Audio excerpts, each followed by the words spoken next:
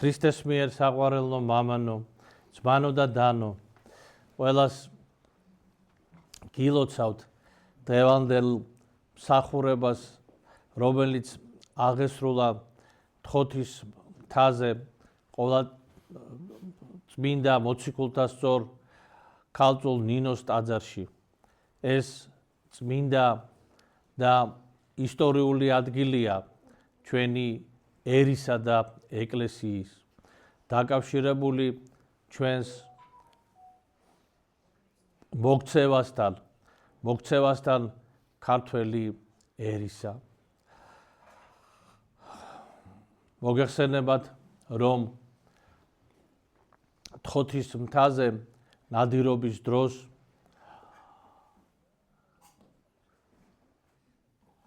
გულდამძიმებული და გაბოროტებული მეფე მირიანი ზრახავდა, რომ დაბრუნებული წმინდა ნინოს გაუსწორდებოდა. რამე თუ მიაჩნდა, რომ მან გადაიბირა მისი მეუღლე დედოფალი ნანა, სამეფო კარის სხვა ზოგიერთი წევრი და შეურაცხყოფდა წინაპართა სარწმუნოებას. და ეს წინაპართა სარწმუნოება როგორი იყო, ესეც უნდა ვიცოდეთ. სამწუხაროდ ეს იყო სიშლეგე წარმართობისა. რამე თუ იბერიაში და კოლხეთშიც იმ დროს წარმართობა იყო გავრცელებული და დიდ დღესასწაულებზე ხდებოდა მსხვერპლ შეწირვა და ზოგ შემთხვევაში ეს მსხვერპლ შეწირვა იყო ადამიანის, ჩვილების. იყო გავრცელებული ნეკროფილია, ანუ მკვდართა ჭამა. ესეც იყო ადგილა. და აი ასეთ გარემოში მოვიდა წმინდა ნინო. რა თქმა უნდა, იმ დროს წმინდა ანდრია მოციქულის და სიმონ კანანელისა და მატათას ქადაგებით იყო ქრისტიანული თემები. ასევე ქართლშიც და საქართველოს სხვა ადგილებში ცხოვრობდნენ ებრაელთა თემები, რომლებიც ადიდებდნენ ერთ ჭეშმარიტ ღმერთს და მათი წესჩვეულება არ იყო მსგავსი წარმართთა. მაგრამ ჩვენი წინაპრების უმეტესობა წარმართობას მისდევდნენ და აი ამ სიბნელეში, სულიერ სიბნელეში იყვნენ დამთქმულნი. და ყოვლადწმინდა დედა ღვთისმშობელმა და უფალმა ჩვენმა იესო ქრისტემ მოუწოდეს ახალგაზრდა ქალწულს, რათა გაენათლებინა ეს ერი და ამბობს წმინდა ნინო ეუბნება იმ ჩვენებაში, გამოცხადებაში, რომელიც მას ჰქონდა ფარავნის ტბაზე, რომ მე ყრმა ვარ, ახალგაზრდა ვარ და როგორ შემიძლია ამის აღსრულებაო. და უფალი მას აძლევს ჯვარს, დედა ღვთისმშობელი კი მას აკურთხებს და აი ამგვარად გამტკიცებული და გამხნეებული წმინდა ქალწული იწყებს თავის ქადაგებას. ეს დიდი სარწმუნოებისა და ღმერთზე მინდობის მაგალითის მაჩვენებელია ძვირფასო ძმანო და დანო. და აი მინდობილი ღმერთზე წმინდა ნინო თავის ცხოვრებას ღვთის ხელში გადაცემს, იმიტომ რომ მან არ იცის რა ელოდება მას, როგორი იქნება, შეიძლება მას წინ ელოდება მოწამეობა ისეთივე როგორიც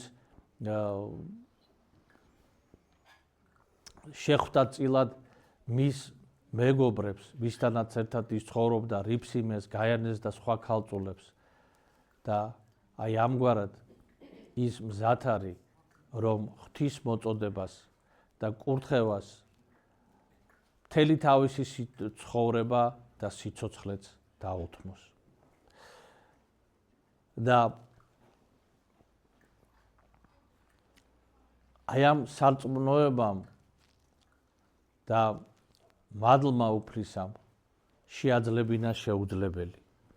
შეაძლებინა გაბოროტებული მეფის მოქცევა, იმიტომ რომ მეფეს ალბათ სხვა ვერაფერი ვერ მოაქცევდა, ვერც სიტყვა, ვერც თუნდაც ის სასწაული, რომელიც წმინდა ნინოს მიერ იქნებოდა აღსრულებული და კიდევაც ჰქონდა მას, მაგრამ ამას შესაძლებელია მიაწერდა მისნობას, ჯადოქრობას და ასე შემდეგ. მაგრამ თავად ღმერთმა იზრუნა ქართველ ერზე და აღასრულა სასწაული, რომელმაც მეფე კიდევაც შეაძრწუნა, მაგრამ ამავ დროს ის სიბნელე, რომელიც იყო მის გონებაზე და გულზე, ეს სიბნელეც განაქარვა. ნადირობის დროს მოგეხსენებათ, რომ ჩამოწვა სიბნელე დიდი და ამ უკუნეთში ვერაფერს ვერ ხედავდა და ვერც გზას პოულობდა და შეშინდა, რა თქმა უნდა. იმიტომ რომ იცოდა, რომ იყო დღე, ეს უკუნეთი არ იყო რაღაც ესეთი სტიქიური მოვლენა. ზეანათებდა, დღე იყო და ყოველივე დაბნელდა. წვდიადმა დაფარა.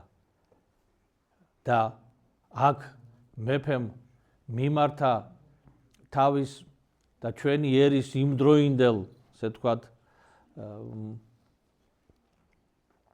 ლოცვის ობიექტებს გაცსა და გაიბს ამ ქვის ქანდაკებებს და სხვა ღმერთებს ჩვენი წინაპრებისა, მაგრამ ვერაფერმა ვერ გასჭრა. და რა თქმა უნდა, ღვთის ხელი იყო, რომ აი ამ ვითარებაში მას გაახსენდა, რომ არის ღმერთი, რომელსაც წმინდა ნინო ადიდებს და მსახურობს. და მიმართა წმინდა ნინოს ღმერთს, რომლის სახელსაც ვერ ამბობს, მაგრამ იცის, რომ ეს არის წმინდა ნინოს ღმერთი. და აი ღმერთმა წმინდა ნინოს ძალით და მეოხებით მოაქცია მეფე მირიანი, განქარდა წვდიადი და ეს წვდიადი არ იყო მხოლოდ წვდიადი მის ირგვლივ, არამედ ეს იყო წვდიადი მის შიგნითაც, მის გულში და გონებაში. და აი ღმერთმა ერთ წამში, როგორც გარემო გაწმინდა, ისევე გაწმინდა მისი გული და მისი გონებაც. და აღიარა მან წმინდა ნინოს ღმერთის უზენაესობა. დაინახა სასწაული და რა თქმა უნდა, აქ ძალიან საინტერესოა, რომ თუ სხვაგვარად შესაძლებელია მას რომელიმე სასწაული მიეწერა, როგორც აღვნიშნეთ, მისნობა და ჯადოქრობისათვის, აქ ამ შემთხვევაში ეს არ გააკეთა, იმიტომ რომ მან იგრძნო შინაგანად, ზუსტად აი ეს წვდიადი გულისა და გონებისა გაეფანტა მას და იგრძნო ჭეშმარიტება ქრისტესი. და მერე უკვე მოგეხსენებათ, როდესაც წმინდა ნინო იხილა ვარსკვლავთა გამოცხადება, როგორც წმინდა და მნიშვნელოვანი ადგილებისა ჩვენი ერისთვის. ერთ-ერთი ვარსკვლავი დაადგა თოთის მთაზე და თავად წმინდა ნინომ აღმართა აქ ჯვარი. ეს არის ადგილი ჩვენი ერის მოქცევის, ჩვენი ერში ქრისტეს სიტყვის ქადაგების საყოველთაო დასაწყისის არის ადგილი კურთხეული და წმინდა მრავალი საუკუნის განმავლობაში ამ ადგილას აღვლენილი ღვთისადმი და ჩვენი ერის მფარველებისადმი ლოცვის. და ჩვენს ვევედრებით ჩვენს ზეციურ მფარველებს მოწყალე ღმერთს და უფალსა ჩვენსა იესო ქრისტეს, ყოვლადწმინდა დედა ღვთისმშობელს, წმინდა მოციქულებს, წმინდა მოციქულთა სწორებს, რომ გვეყვნენ წინაშე ღვთისა, რომ უფალმა მათი მეოხებით კვლავ განამტკიცოს ჩვენი ერი ქრისტეს ერთგულებაში, მაცხოვნებელი ჭეშმარიტების ერთგულებაში, რამე თუ მიუხედავად იმისა, რომ საუკუნეების მანძილზე რაც ქართველმა ერმა ჭეშმარიტებას მსახურება დაიწყო, ჭეშმარიტების მსახურება დაიწყო, ქრისტეს მსახურება დაიწყო, ჩვენი ერი იყო დევნილი, ჩვენი ერი იყო შევიწროებული, იყო ეს მაზდიანური და შემდგომ ისლამური ირანი, თუ არაბთა შემოსევა, თუ სელჩუკთა და მონღოლთა, თურქთა, თუნდაც იმ დროინდელ მართლმადიდებელ იმპერიებთან კავშირი ბიზანტიის თუ რუსეთის იმპერიასთან,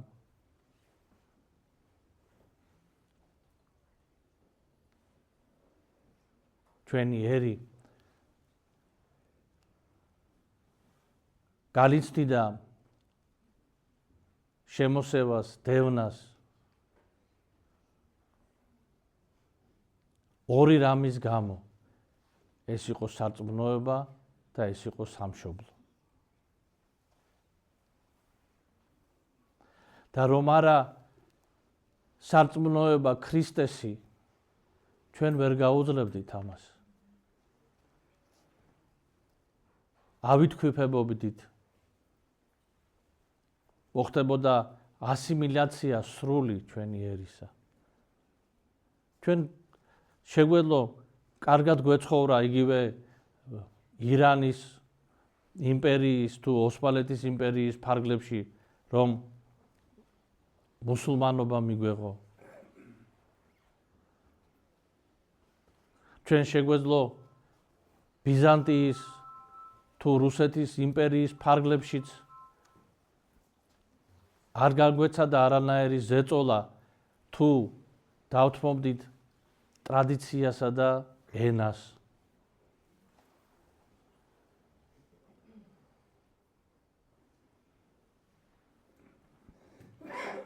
მაგრამ საქმე არის იმაში და როგორც ამას ისტორია გვიჩვენებს, ყოველივე ეს ძალიან ხანმოკლეა. ძალიან ხანმოკლე.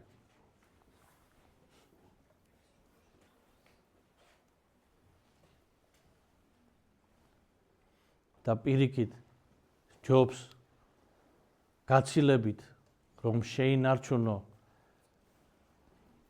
ჭეშმარიტება როგორც მაცხოვნებელი შენი სულისა და კავშირი ქრისტესთან და შეინარჩუნო შენი წესი, ტრადიცია, შენი ენა, შენი მიწაწყალი, წინაპრების საფლავები და სხვა დანარჩენში კი ბატონო იყო კეთილი მეზობელი, მეგობარი, ვინც შენთან ერთად ცხოვრობს თუ შენს ირგვლივ არის და არ აქვს მნიშვნელობა იქნება ის ქრისტიანი თუ მუსულმანი თუ სხვა ვინმე არ აქვს მნიშვნელობა თუ კეთილმეზობლური და მეგობრული ურთიერთობა გექნება. მაგრამ შენი არ უნდა დათმო. შენის ერთგული უნდა დარჩე. და რაც თავარია დარჩე ერთგული ქრისტეს ჭეშმარიტებისა.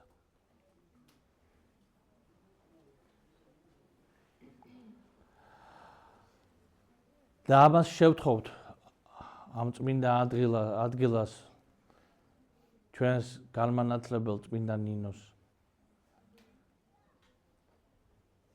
მირიანსა და ნანას შევთხოვთ უფალსა და დედა ღვთისმშობელს ჩვენს გამტკიცებას სარწმუნოებაში და სიყვარულში ღვთისა და მოყვასისა.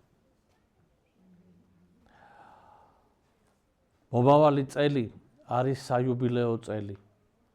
1700 წელი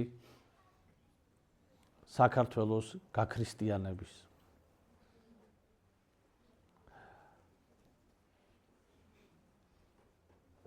ჩვენ ყველამ ერთად კვლავ უნდა გავიხსენოთ ის წყალობა უფლისა, რომელიც მან ყო ჩვენ ზედა და ყო ერად საზეპუროთ, ერად ქრისტიანად, ერად ქრისტესათვის თავდადებულად მრავალი საუკუნის მანძილზე. მაგრამ ეს რომ გავიაზროთ ჩვენ კვლავ, ჩვენი სარწმუნოება უნდა კეთილად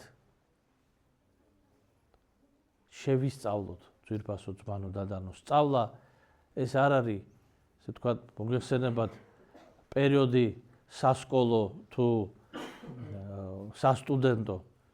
სწავლა სიკვდილმდეა. ყველანი ვსწავლობთ ჩვენ მთელი ცხოვრების მანძილზე. და მით უმეტას სულიერების შესწავლა შეუძლებელია რაღაცა პერიოდში. ვერავინ ვერ შევისწავლეთ. იმიტომ რომ ცხოვრება სულიერი არის ობსკრული მეცნიერებისა.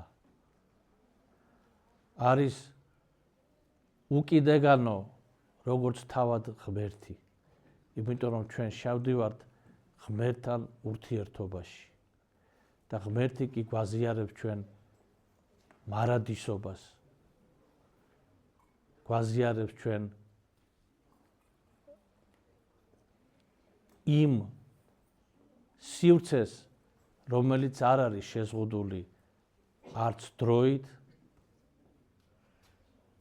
და არც რომ საზღვრით.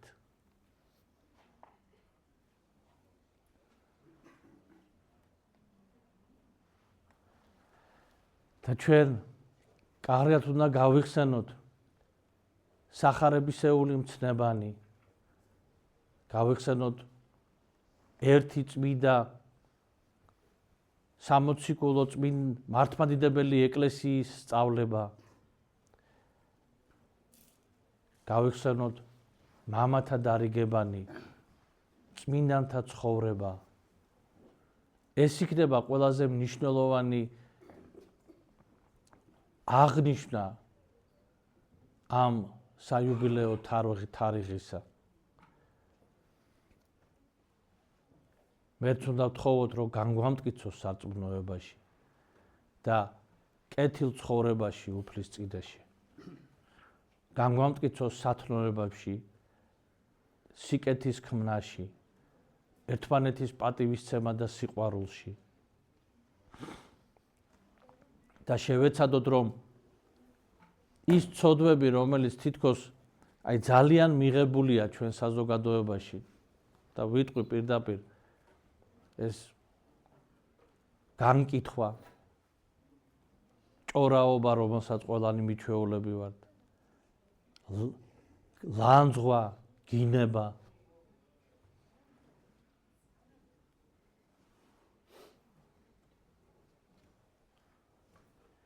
სიმთვრალე აზრის დაკარგვამდე.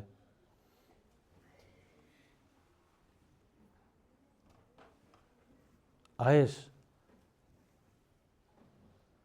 ღვთის გულისათვის მოვიშოროთ ყველა და პირიქით შევეცადოთ, რომ ჩვენ ცხოვრებაში გამრავლდეს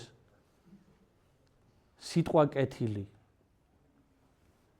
თანაგრძნობა, გულისხმიერება, კეთილი საქმე, გამრავლდეს ლოცვა.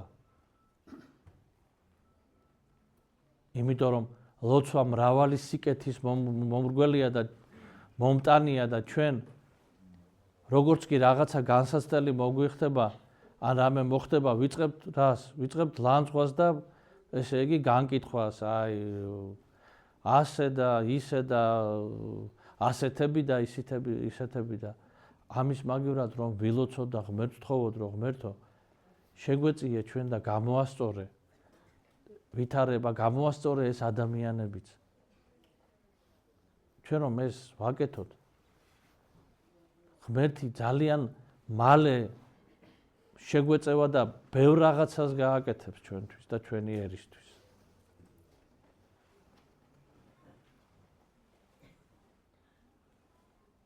და აი ამაზე ვიფიქროთ, ძვირფასო ძმანო და დანო, ამ საიუბილეო წელიწადს. რომ ჩვენი ცხოვრება ღვთის წინაშე იყოს სწორი. და მაშინ ჩვენ კვლავ ვიქნებით ერი ქრისტესი და ჩვენი ზეციური მფარველების შეწევნა ძლიერი და დიდი იქნება ჩვენს ერზე და ერი ჩვენი არაფერს არ შეუშინდება. რამე თუ თავად ღმერთი იქნება ჩვენი შემწე და მფარველი.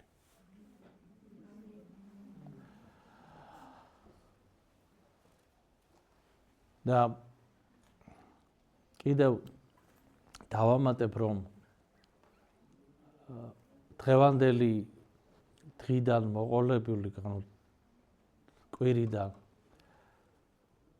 თქვენ იცით, რომ თხოთისმთაზე აღესრულება მსახურებები პერიოდულად, მაგრამ აი ახლა დღევანდელი კვირიდან მოყოლებული და საიუბილეო წლის მანძილზე ყოველკვირეული მსახურებები იქნება თხოთისმთაზე, რომელიც იქნება შესრულებული მორიგეობით ჩვენი ორი ეპარქიის, სამთავისისა და კასპისა და გორისა და ატენის ეპარქიის სამდელოების მიერ და ეს გაძლიერებული ლოცვა წამს რომ შეგვეწევა ყველას და შეეწევა სრულიად საქართველოს. ამინ. ჩვენთან არს ღმერთი.